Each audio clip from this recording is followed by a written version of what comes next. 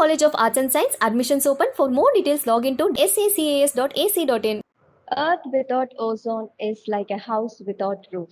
Every year, on 16th September, the world celebrates the International Day for the Preservation of Ozone Layer, commemorating the date of signing of the Montreal Protocol on Substances that Deplete the Ozone Layer in 1987. The theme for 2021 for World Ozone Day is Montreal Protocol, Keeping Us, Our Food and Vaccines Cool. To mark this day as annual observance, the Department of Home Science, Nutrition, Food Service Management and Dietetics, SA College of Arts and Science, organizes a webinar on ozone, the need. It's my privilege to welcome our chief guest, Dr. K. Giri Babu, scientist, Central Electrochemical Research Institute, Karaikudi. Welcome, sir. And I also welcome each and everyone present here. Now I request Dr. Vijay Lakshmi, Head of the Department, Home Science, Nutrition, Food Service Management and Dietetics, to introduce the chief guest. Over to you, ma'am. A very good afternoon to one and all present here.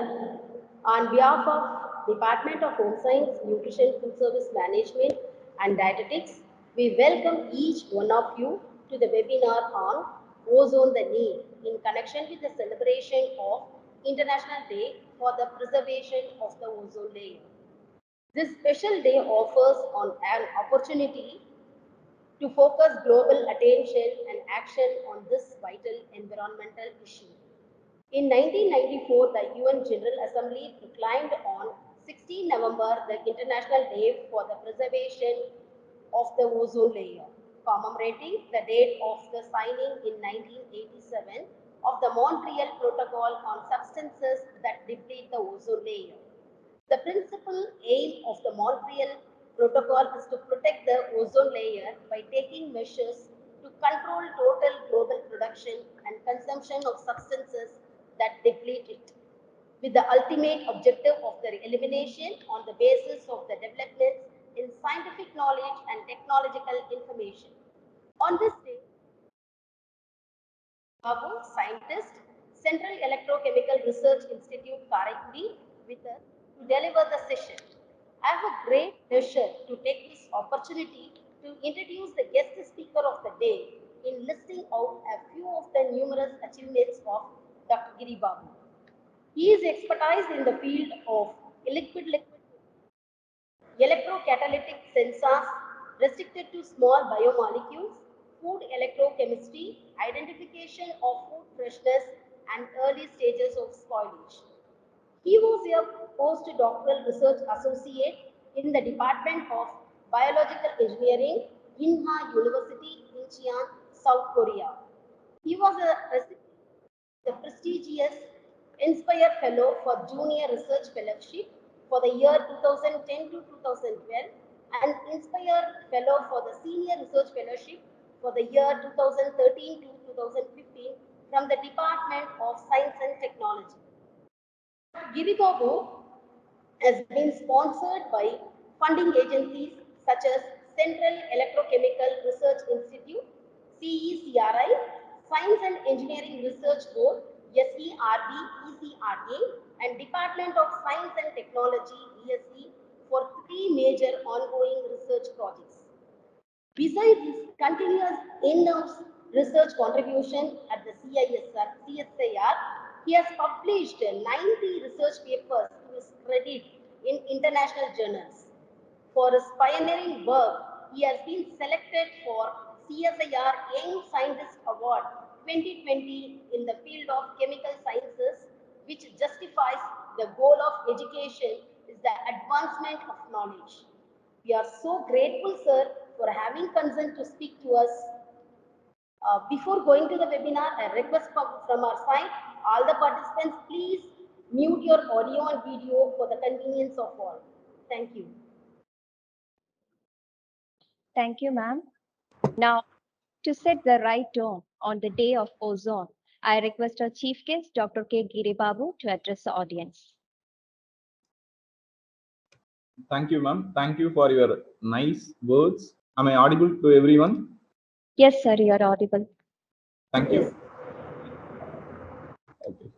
This is a wonderful opportunity for me to discuss with the young minds about the why we need to preserve ozone and what is the importance of this ozone layer, right? And for the next 45 minutes to 1 hour, we'll be discussing why ozone is important.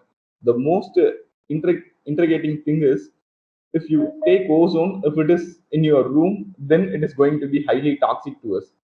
If it is not in the stratosphere, that is what we call as ozone layer. If it is not in the ozone layer, then we'll be affected in n number of numerous way, and there will be high number of problems we'll be facing. So it's a delicate balance between where we have to have the ozone at right proportions, right? This is what we are going to see. And this topic, just I want to tell a few words about our institute.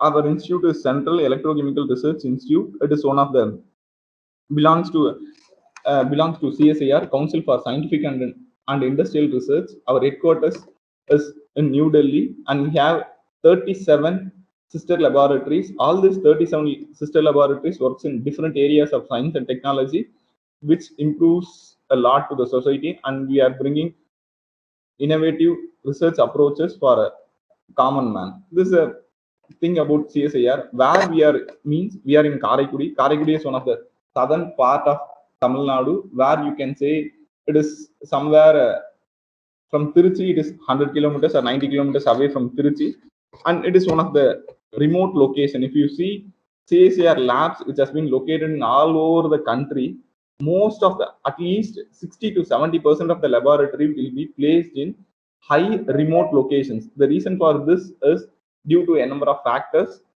which has been constituted in during 1950s. Coming to our CICRI, Central Electrochemical Research Institute, this institute has been pitched by Dr. R.M. Alagappa Chettiar, who has been donated 15 lakhs of money in 1948 with 300 acres of land in Karaikudi. Thereby, the Central Electrochemical Research Institute has born in 1948 in Karaikudi. For the past 74 years, we have done so much in electrochemical science and technology for the betterment in various other aspects. Apart from starting from ISRO, our earlier scientists in 1990s, they have been doing some electrochemical coating on the satellite parts and rocket thrusters and other things we are doing in 1990s and 1980s. Now we are currently focusing on reducing this CO2 emission by using electrochemical technologies. This is a small area where we work in. Our main area is developing lithium-ion batteries, where you can use your electronic gadgets and other things, laptops, and wherever we see, we will be using rechargeable batteries, right? Nowadays, everywhere the word called electric vehicles is keep on coming. So for electric vehicles, we need battery. We are developing some kind of innovative technologies for electric vehicles, where we are highly interested in developing some batteries. Coming back to our story today, ozone. When I say ozone, I hope most of us have studied chemistry in our 11th standard and 12th standard. If I say ozone, immediately we'll think that there will be an oxygen O2. With oxygen O2, there will be an addition of another oxygen atom. So what we'll get is, it is nothing but O3. Am I right? Any student can answer. Do we have any students? I hope it is not class. You can be interactive in bit. If you have any doubt, you can stop me and we can discuss also, right? It is not your lectures where you have to switch off your everything and we can, it will be monotonous. But in our case, it is not monotonous. Why this O3 is called ozone? Do you have any idea? If the ozone word comes from Greek word, it is called ozonate, and we'll be seeing in later slides. Ozonate means it is a bad smelling. The smell is so foul, or it will be very bad. So Greek, it will be called as ozonate, and this translation from Greek to English has been converted it as ozone. Ozone means is nothing but it doesn't have anything to do with the O3. It is the smell which the ozone possesses. When you first will let us know what is ozone, right? When I say ozone, everybody will say ozone is a layer which presents in sun, and upper atmosphere. When I say atmosphere, there are different kinds of atmosphere we have: troposphere, stratosphere, and mesosphere, and thermosphere and exosphere. All the spheres we might have studied in our geography in our 8th standard or 9th standard, right? When I say different layers of atmosphere is there, where is this ozone layer is there? If you see this ozone layer, you can see, I can show this is the area where we call it as ozone layer, where it is present in the upper atmosphere up to 20 to 30 kilometers. The thickness of the ozone layer, if I say, everyone will be, I think, get surprised. The thickness of the ozone layer is about 3 mm, maximum of 5 mm. When I say 5 mm, the thickness of the ozone, it is going to be only 0.5 centimeter. Just imagine how do this 0.5 centimeter thickness of a layer is protecting us. It's most interesting thing, right? Usually when we say something is protecting us, we'll think that it is highly dense and highly packed and highly thick, all this kind of things we would like to expect. But actually when you see the ozone layer, the ozone layer is around 3 to maximum of 5 mm. 3 to 5 mm is the maximum thickness which it has, right? When we say how do it protects us, right? When you see the outer exosphere, exosphere is nothing but outer space. In outer space we used to get n number of high energetic particles in addition with UVA and UVB. These are the two ultraviolet rays which can affect our skin, thereby they can cause mutation on our skin, and we may get other diseases, hereditary diseases, or it may led to some kind of cancer in us, and a number of other things may take place, and it can affect our retina which is present in our eye, so that our we'll get a eye blindness and other things would happen. Okay sir, how does this ozone layer protect from this UV radiation? When you see closely, this ozone is capable of observing both UVA and UVB at least to 80 to 90%. Because of this, what happens means the ozone is just sitting there as a layer on our outer atmosphere or on the upper atmosphere, where I can say in an altitude of 20 to 30 kilometers with a maximum thickness of 0.3 to 0.5 millimeter. This thickness of ozone is getting absorbed this UVA and UVB, thereby the UV rays is not reaching us. Okay sir, how do we measure all these things? That's the most important thing, and we'll be discussing later. Okay, what happens when ozone comes, right? Okay, we discussed what is ozone and where it is. Ozone means is nothing but O3 is there, and it can easily interact with this UVA and UVB, thereby it can protect us from the incoming radiations, right? Sir, how do they actually work, or how do they tell, right? These are the different things that I want to discuss with you. When I say ozone is a gas first, when I say any property of a material, it can be solid, liquid, or gas. Ozone is a gas. When I say ozone, ozone is nothing but it is a foul smelling or bad smelling thing. How do they identify this ozone? This is the most interesting thing. In early days, when I say early days, it is in 16th century or 15th century, when there is a lightning spark, right? During this lightning, what happens means, when you see, when you happen to get to a place where the lightning is takes place before 10 minutes or 15 minutes, this area or the space around this lightning, where the lightning struck means, it will be bad smelling. This bad smelling is coming from the ozone gas which is formed due to the lightning. How do it produce means, during lightning 30,000 ampere or somewhere around 50,000 volts of current will be passing through lightning. During this discharge, I can say it is an electrical discharge. During this electrical discharge, the oxygen which is present in the atmosphere, in our atmosphere we have 21% of oxygen. This oxygen will be converted into ozone, right? This presence of ozone will be bad smelling or foul smelling, whatever you can tell. There will be bad smell which we could not able to tolerate. Like, based on this observation, they found out something is taking place, and they named it as ozone. Ozone means it is nothing but to smell or a bad smell, this kind of thing. Similarly, we can produce ozone in our lab for our practical purposes just by using electric discharge by passing oxygen onto the chamber. First, we want to know how do this ozone has been formed on the sphere, right? When I say first we have 21% of oxygen, how do this oxygen keep on producing on the upper atmosphere?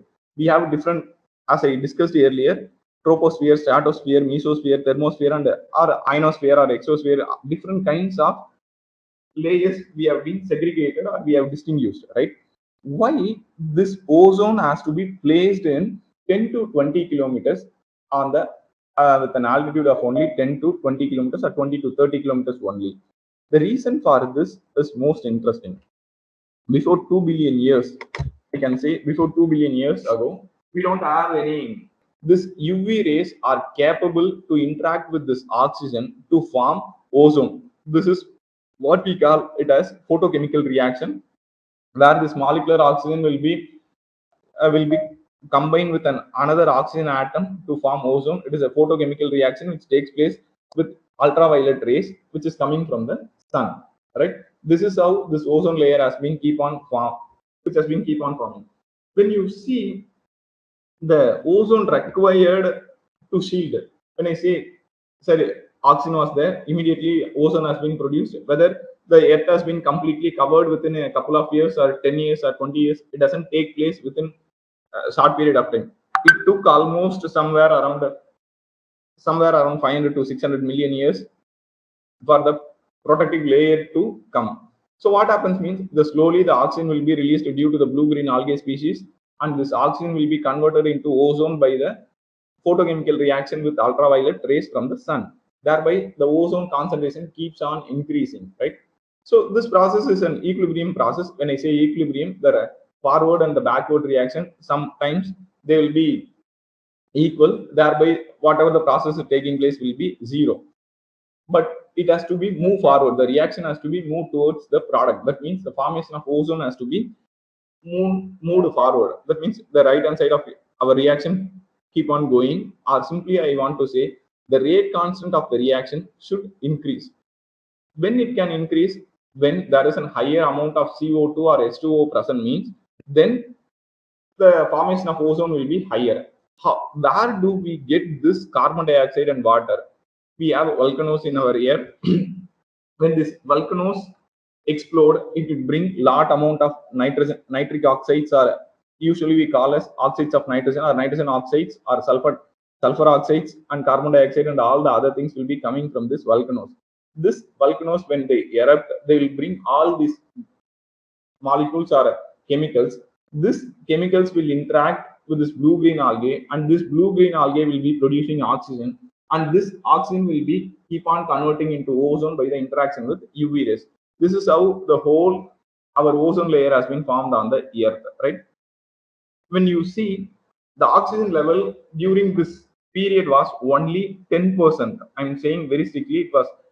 You can refer any literature where it is less than 10% of the oxygen level was there. So any species cannot live in the land. The living things which has been survived there is present only in water, not on land.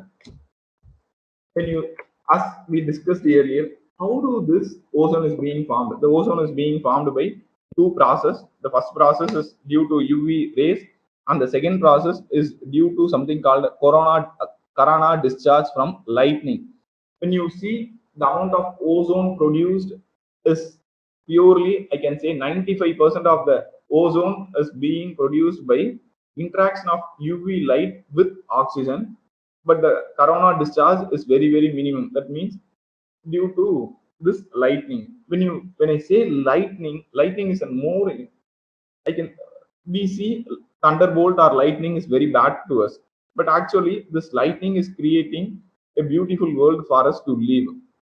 During this lightning, the plants will get high amount of nitrogen, which is highly required for the plants to grow, and this lightning will break down a number of other chemical species, hazardous chemical species in the atmosphere, and will be washed away during this rain. So the corona discharge is an important factor which the weather uses to replenish or to regenerate the earth. When I say corona discharge, so how does it take place? Electricity, when I say lightning is nothing but it is an electricity which possesses, as I said earlier, it possesses an current of 30,000 ampere with an voltage difference of 50,000 volt up to maximum of 50,000, or even in some cases it can go up to billion volts. Just power means current into voltage. Just multiply this and you can imagine how much power it brings in. So 30,000 ampere into 50,000 if you put, and the resulting is your watts. Watts is nothing but the power. This much of power is coming from this lightning, and this much of power is capable of converting this oxygen into ozone, which is present in our atmosphere, right? This is how it takes place. When I say how does this corona discharge, you can see here there is an oxygen atom is there. This oxygen atom during this corona discharge, it interacts with an oxygen atom, thereby it forms ozone molecule, ozone. This ozone is nothing but O3, which is having 3 oxygen atoms in it. Well, usually when I say from sunlight means it is a photochemical reaction. When I say photochemical reaction, usually we know chemical reactions. Chemical reactions will be initiated by some using some catalyst. When you are adding some catalyst means then it is called as a chemical catalyst. When you are using some enzymes, or then this would be called as your biochemical reactions, right? When you add protease, the function of protease is to degrade the protein and other things, right? So then this reaction will be called as biochemical reaction. Similarly, if a reaction you want to proceed, then you apply some amount of light, right? In presence of light, some reactions will take place. Then those reactions are termed as photochemical reactions. In this case, you can see there is an oxygen molecule in presence of ultraviolet sunlight. From sunlight, we used to get IR, UV, visible, and all this kind of radiations will be coming from our sun. But this oxygen molecule will be split apart in presence of ultraviolet. There is ultraviolet range means I can say 190 nanometer to 380 nanometer. This range is called ultraviolet region, where we have vacuum UV or near UV will be discussing later. This range 190 nanometer to 380 nanometer. This wavelength of light is capable of splitting this oxygen molecule into oxygen atoms. This oxygen atoms will goes and binds with oxygen molecules to form O3 on the stratosphere, which this reaction is taking place daily in the upper atmosphere, right? It is taking place day in and day out. And you can see this is a photon of light. When I say less than 240 nanometer of wavelength is required to do all these things, and you can see how this is a photochemical pathway, how the oxygen is being produced. Usually for we need ozone, right? For the commercial purpose of ozone is for water purification. When we go for any water treatment plants, ozone will be utilized to kill any bacteria or fungi which is present in the water or molds, etc.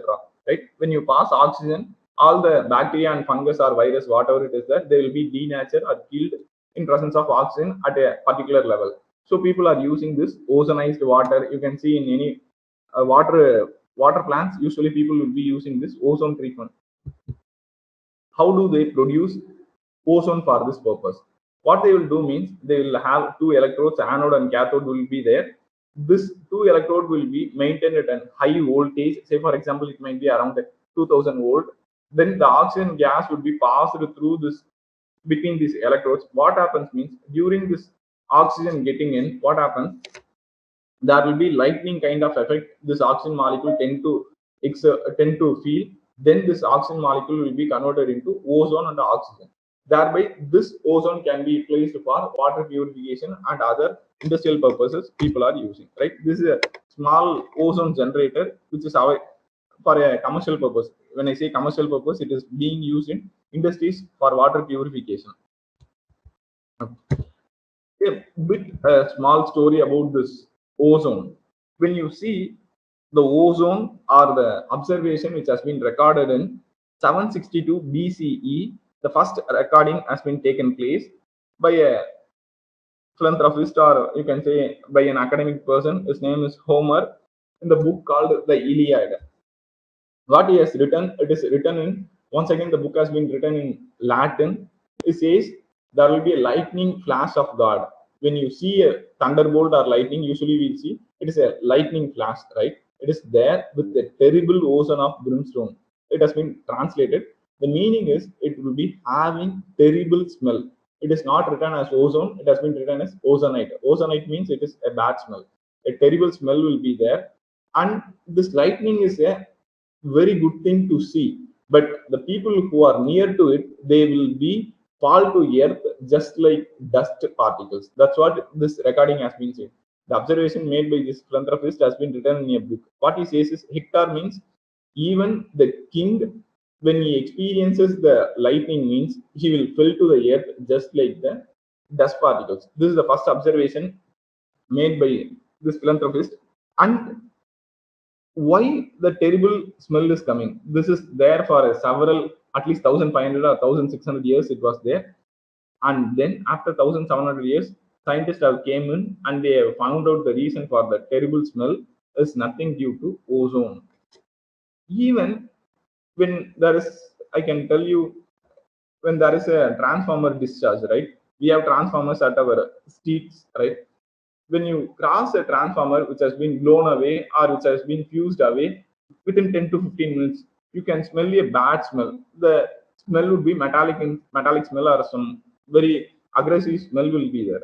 The smell is not due to this aluminum or some other metal. It is purely due to the formation of ozone at the near the transformer where the electric discharge is taking place. And these are the scientists who have been found out, and they found different things. First, this ozone has been termed as electrical odor or odor, whatever you can tell. The electrical odor, why they termed as electrical odor? Whenever they see a lightning, the smell is there. So what scientists have thought means they termed it as electrical odor, but the electrical odor is purely due to its uh, due to the formation of ozone. The Sean Bain, this is the fellow who has first synthesized ozone in laboratory and proved completely that the lightning smell is purely due to ozone. This guy belongs to Germany and he synthesized ozone in his laboratory by using electrical discharge technique in his lab. Okay, sir, how do we know that we have ozone, right? Right? If somebody says, sir, ozone is there was a hole in it, so we are getting UV rays, global warming, and a number of other things due to pollutions and other things we are discussing, right? How do we know that 15 kilometers away in the atmosphere it is there? Do you have any idea? Let us imagine you are sitting in your home, right? From your home, 15 or 10 kilometers above your head, can you imagine what is lying? Can you tell what would be there? We don't know what is there, what will be there, right? But scientists had a curiosity to find out what would be there above us and how do they confirm the presence of ozone layer in the atmosphere. For the next few slides, we'll be discussing how the scientists have been proved that ozone layer is there, right? We'll see.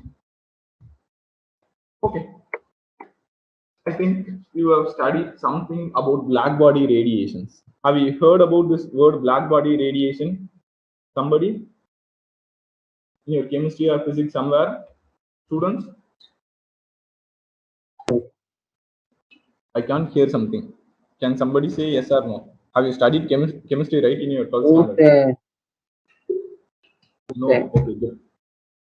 Black body radiation. It is nothing but when you heat any material or any metal, what happens means as you keep on increasing the temperature on the metal, what happens?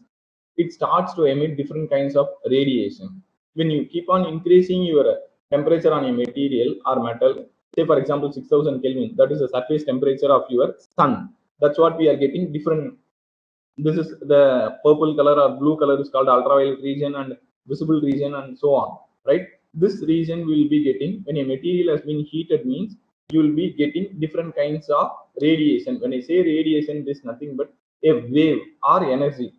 When you take wave, means it is nothing but there is an amplitude would be the crust and trough would be there. Just imagine you are drawing a wave, right? When I say wave, it will be,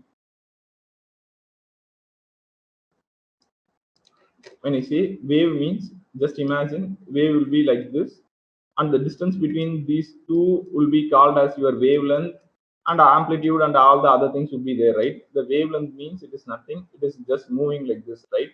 When the wavelength is higher, means then it is visible. When the wavelength is shorter, means then it is called as your UV rays. Here there is a formula called lambda max is equal to B by T. B is a constant. Lambda max is nothing but our wavelength. When the temperature increases, automatically the wavelength will decrease. If the wavelength decreases, means then the energy of the wave will be very, very high. We know from Planck's equation, or E is equal to mc square, or we have studied, right, Einstein equation, E is equal to mc square, right? And E is equal to h nu. There is a Planck's equation, E is equal to h nu. E is equal to hc by lambda. When lambda is higher, means then the energy will be very minimum. I can write here, right? E is equal to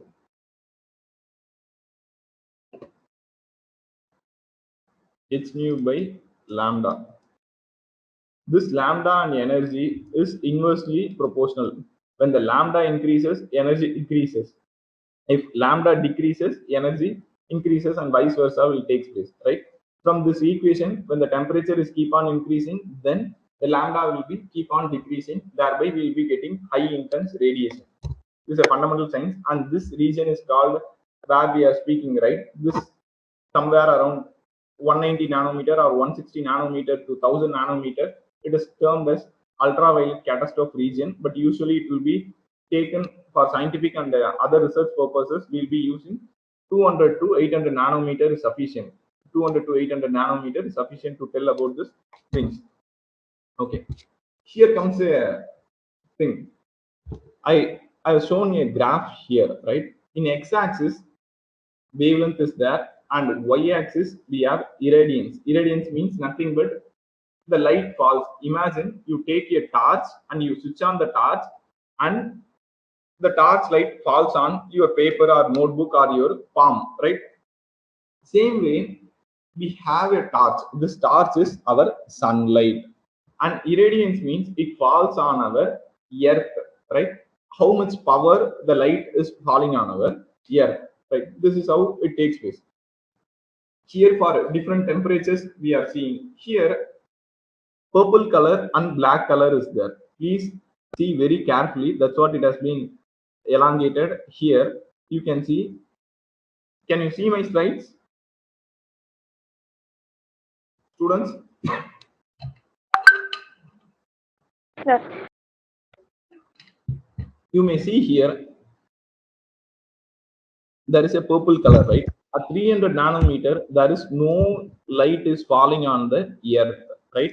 Whereas this black color is nothing but it is the radiation from sun. We are getting light. If you see this black color, the amount of light which falls on the outer atmosphere means it is falls on the, say for example, ionosphere or exosphere.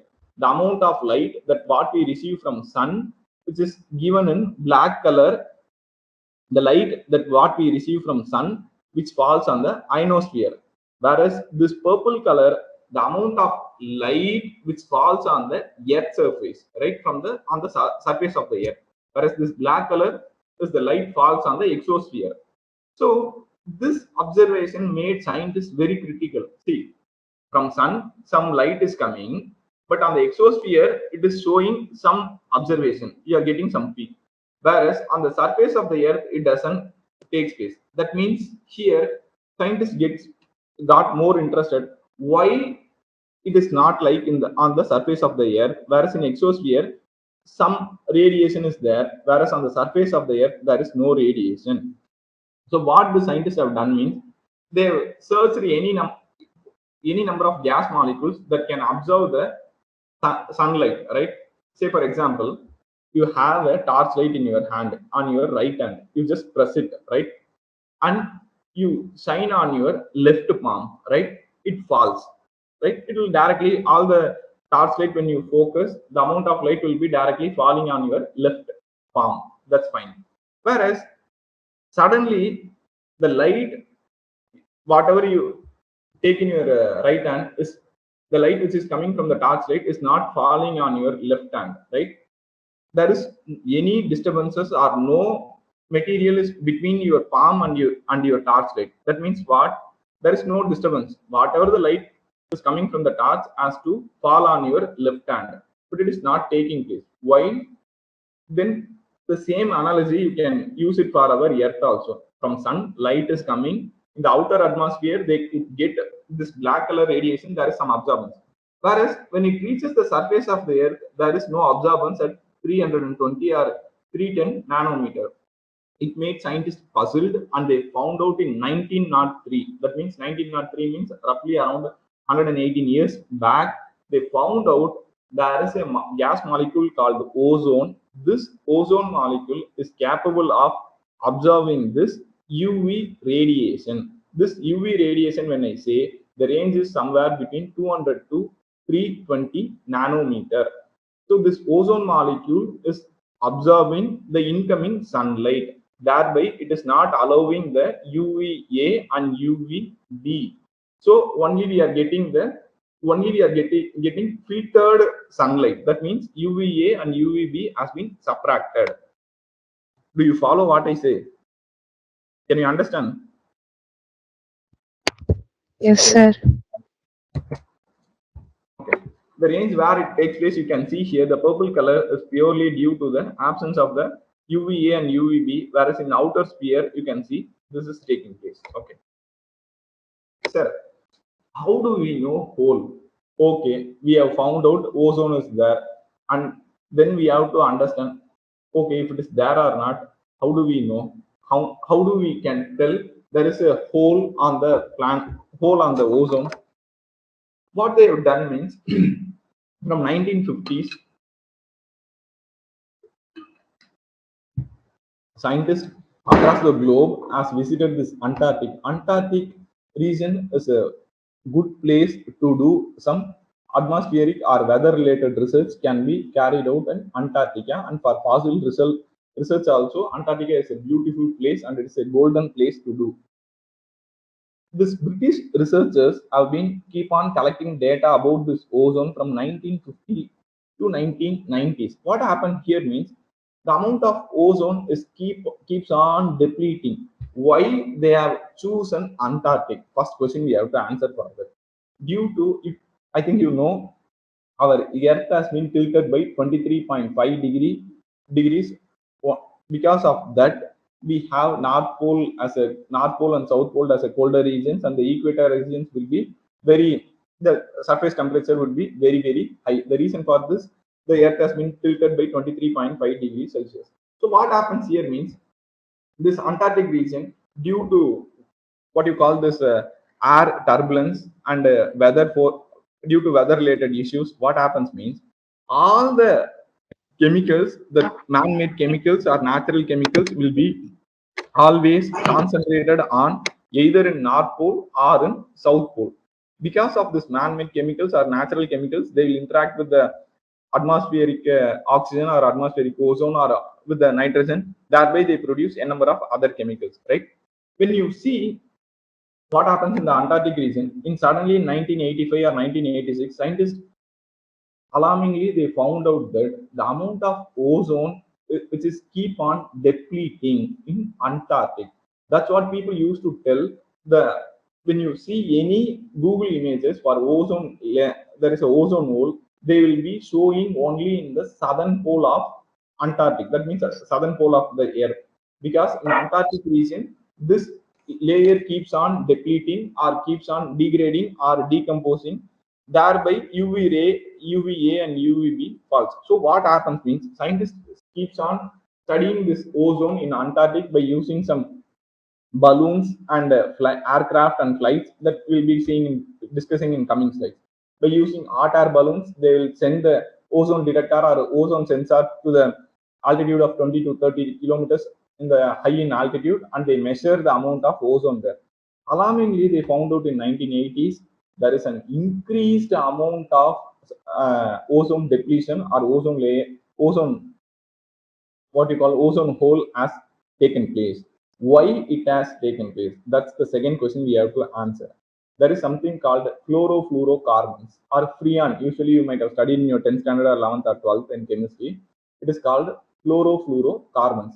This chlorofluorocarbons, what they will do means they will go and interact with ozone in presence of sunlight once again, and they will convert this ozone into oxygen or halide oxides. I will discuss a bit later. Because of this, what happens means the ozone layer has been there. In next slide, you can see this is the amount of hole in 1979 and 1980, and you can see the hole has been keep on increasing. But the recent study in 2019 shows when you compare 2010 and 2019, the ozone hole has been shrinking. Shrinking means the density of the ozone is keep on increasing, right? This is the observation based on satellite data and observational data they have found out and they mapped it, right? From 2010 to, sir, you can ask why this is taking place. This is taking place due to chlorofluorocarbons, right? This chlorofluorocarbons has been used in refrigeration, has been used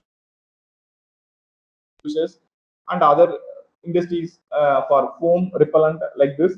This chlorofluorocarbons people are using. This chlorofluorocarbons, once you release in atmosphere, they will get into the atmosphere and they float to the higher atmosphere, and thereby they can interact with ozone, and this ozone layer can form, right?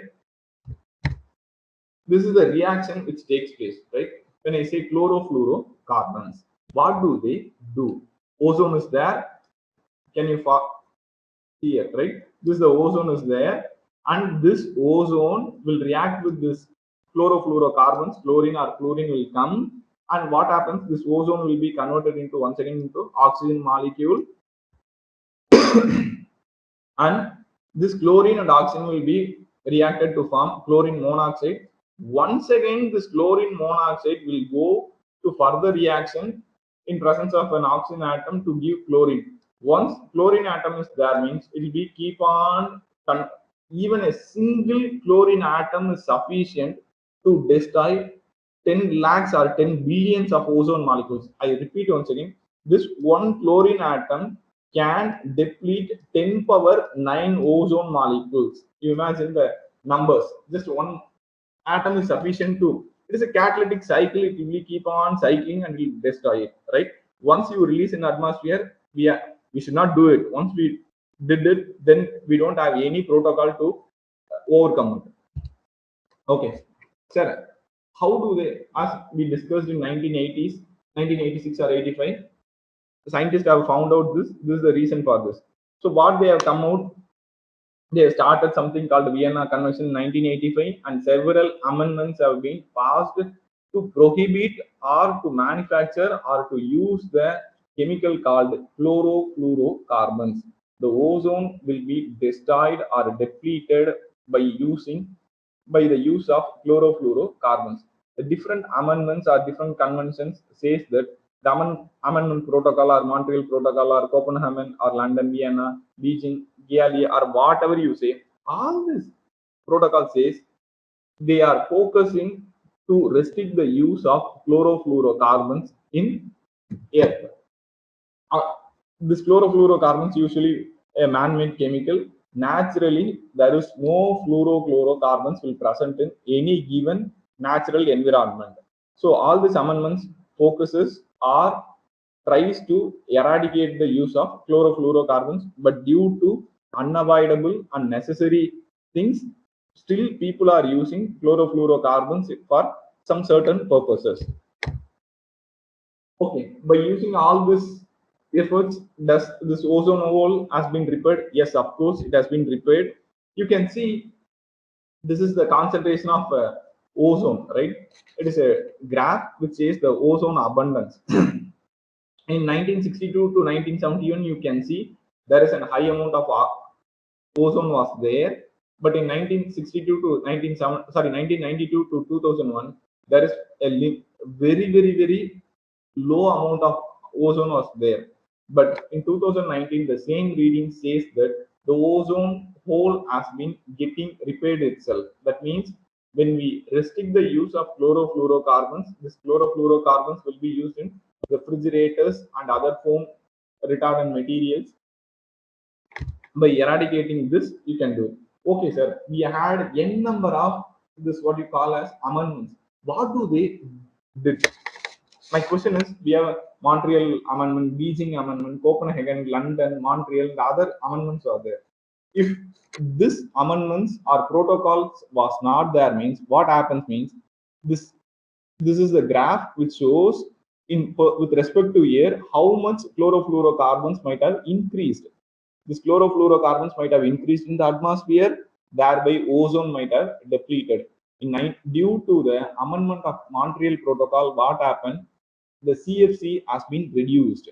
Due to London, it has been keep reduced. Due to Copenhagen, the chlorofluoro chemical has been in the atmosphere has been reduced. Due to Beijing, it has been reduced. You can see here, due to zero emission, it should be like this. Whereas due to Beijing and other protocols, the emissions has been controlled or reduced. Even you can see the excess skin cancer cases.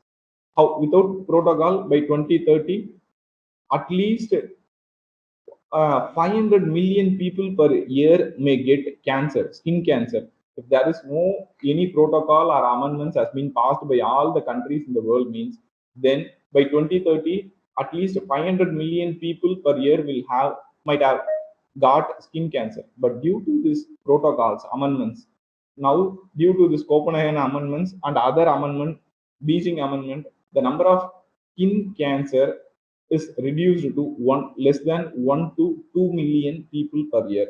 This is most incredible achievement, I can say, because of this things. Okay, how do we measure the ozone thickness layer, or how do they measure the ozone in atmosphere?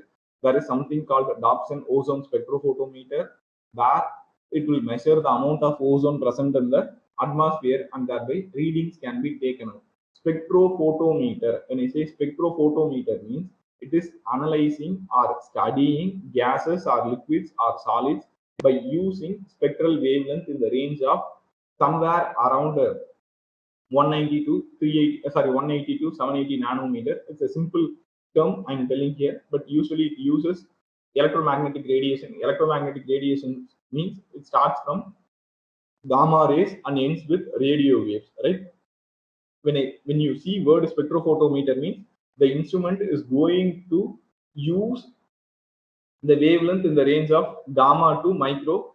Either if it is using in UV range, then it is called UV spectroscopy.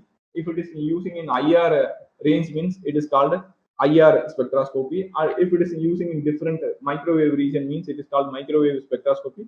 Like this, there is something called Dobson unit.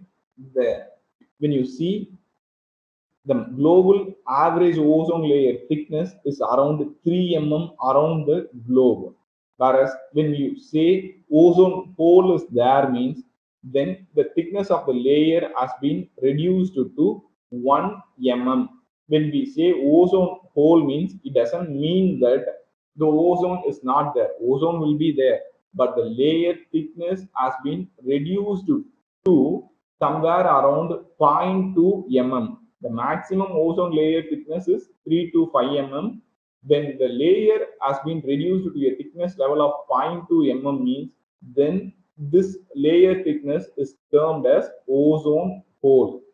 Usually people will call us Dobson unit. DU means Dobson unit. One Dobson unit is equal to 2.69 into 10 power 16 ozone molecules per centimeter square.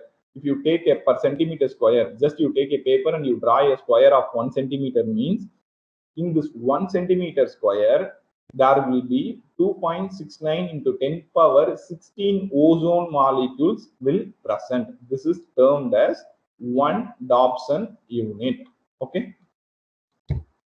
Then, okay, ozone is present only in Earth. No, it is present in Venus and it present in Mars also.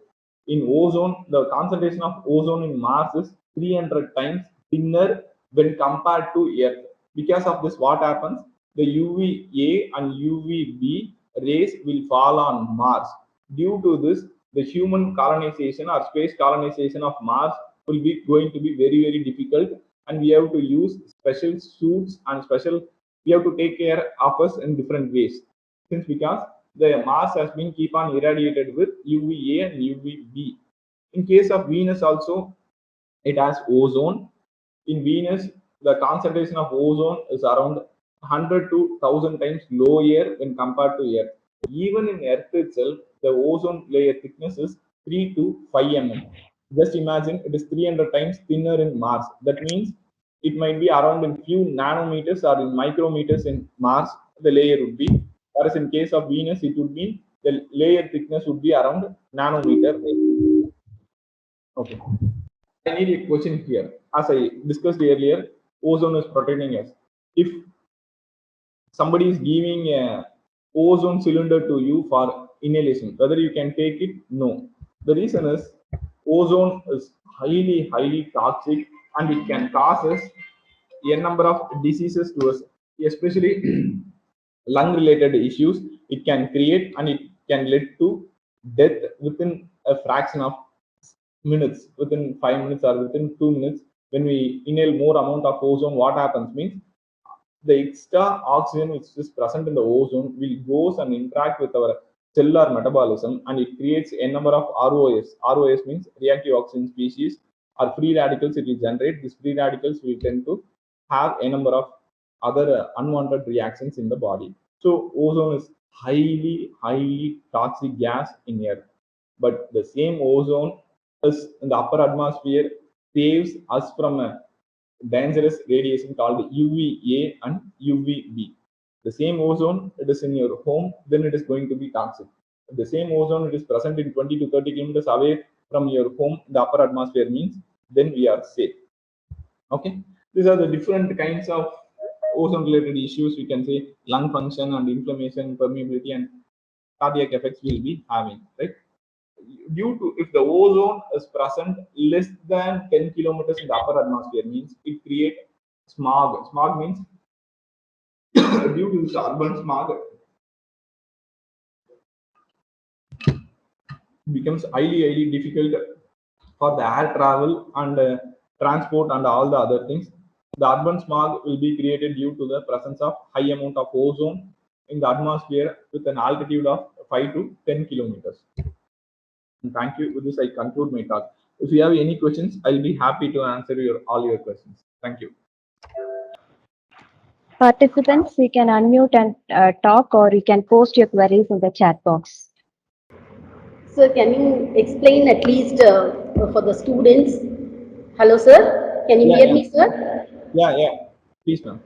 Yes, at least can you say some tips or take-home messages for the students how they can preserve or save ozone layer?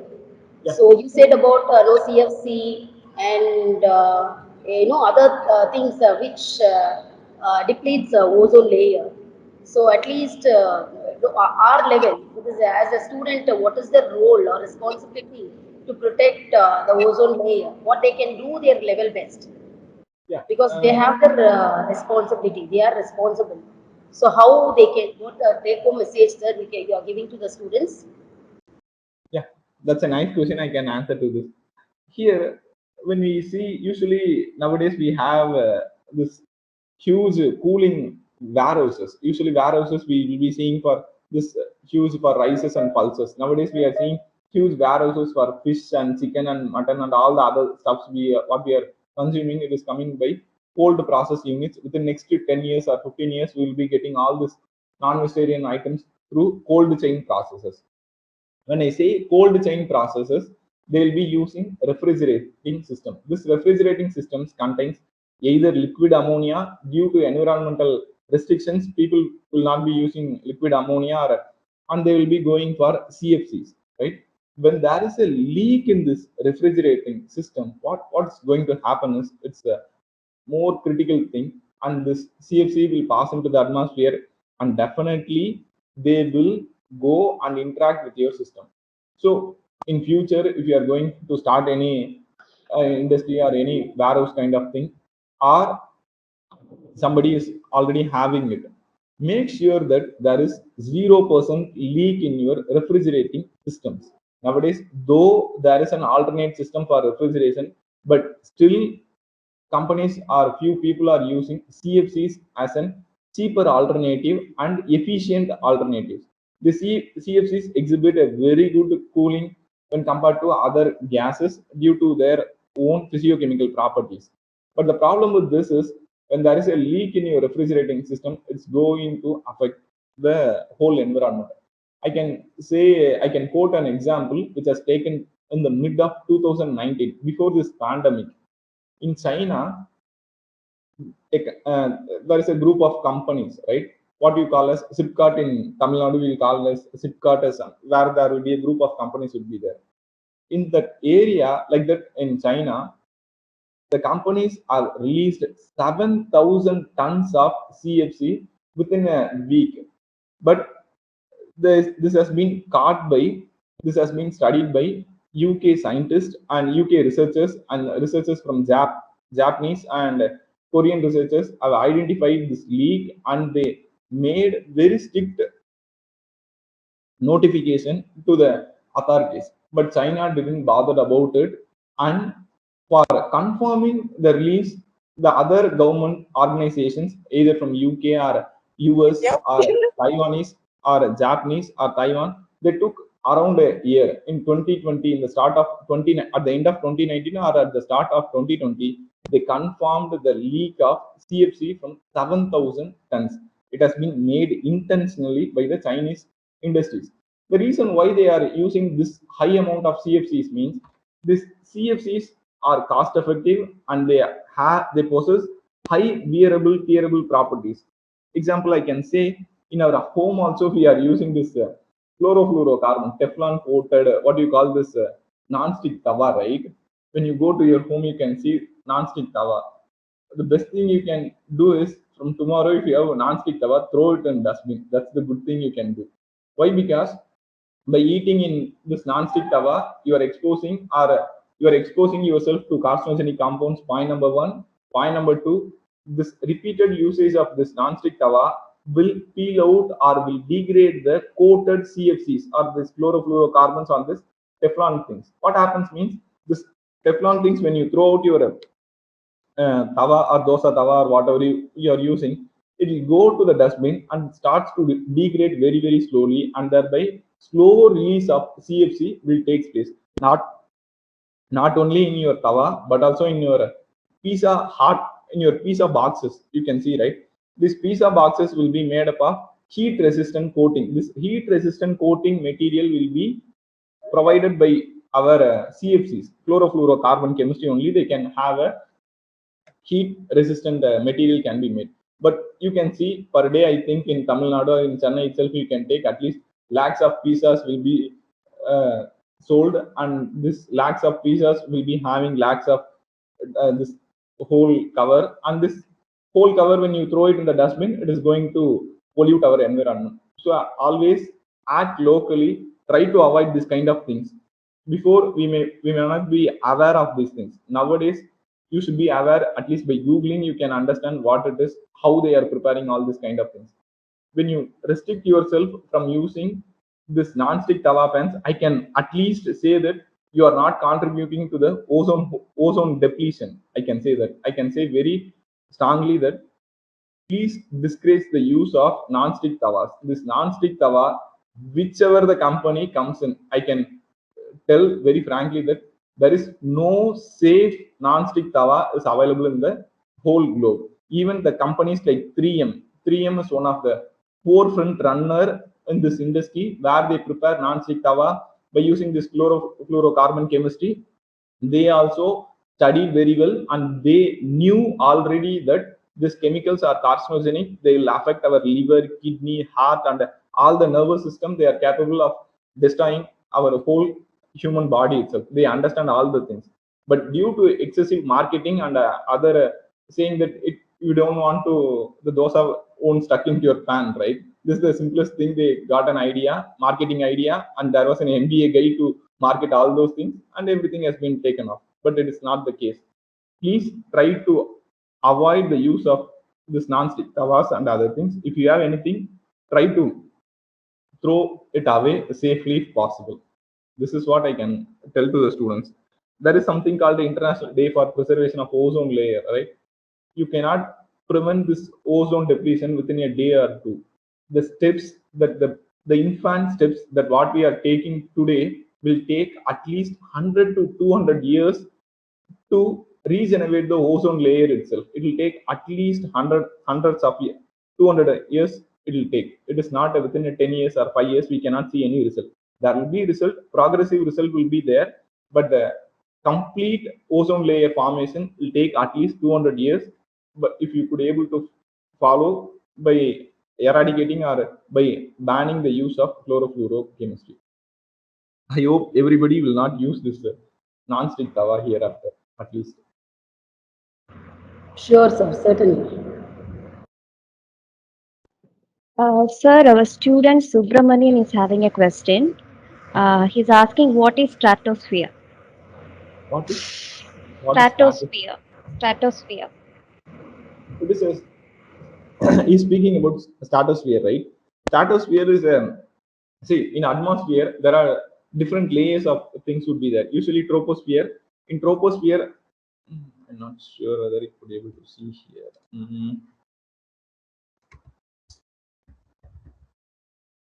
This stratosphere is nothing. The first layer of our from the surface of the earth, if you take the first layer is called troposphere, where we'll be having clouds and other things.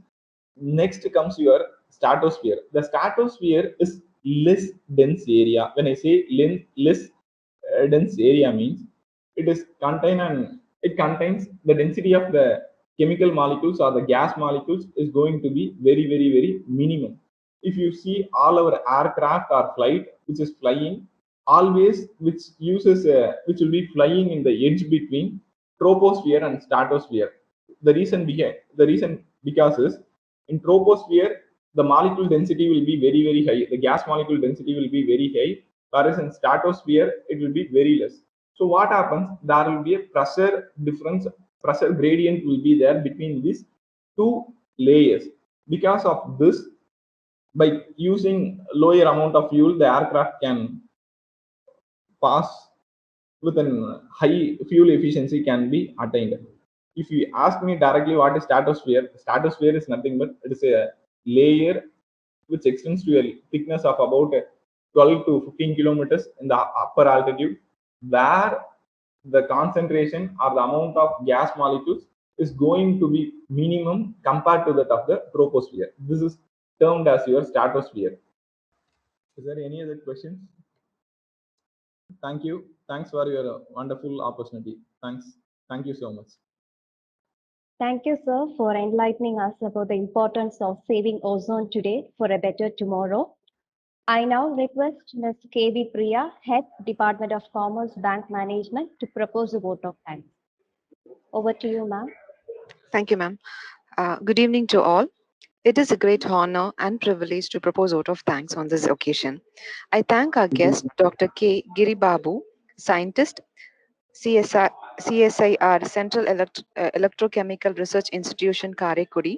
Thank you so much for taking us directly to ozone layer, sir, and explaining its technical aspects involved and its impact on the earth. Thank you so much, sir. I would like to thank our management, our principal, our lovable director, and staff members and my dear students for your continuous support and participation in all events. I would like to extend my sincere thanks to the program coordinator, Dr. S. Vijayalakshmi, Head and Associate Professor, Department of Home Science, Nutrition, Food Service Management, and Dietetics, for giving this opportunity to hear from Dr. K. Giribabu, sir. Once again, My deepest sense of gratitude and appreciation to all. Thank you all. Thank you, ma'am.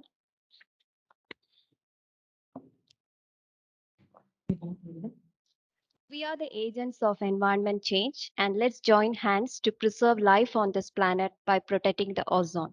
Thank you all. And participants, kindly click on the link in the chat box to fill feedback form. And please note that the link will be active only for 15 minutes, so please fill it now itself. Thank you all. SA College of Arts and Science admissions open. For more details log into sacas.ac.in.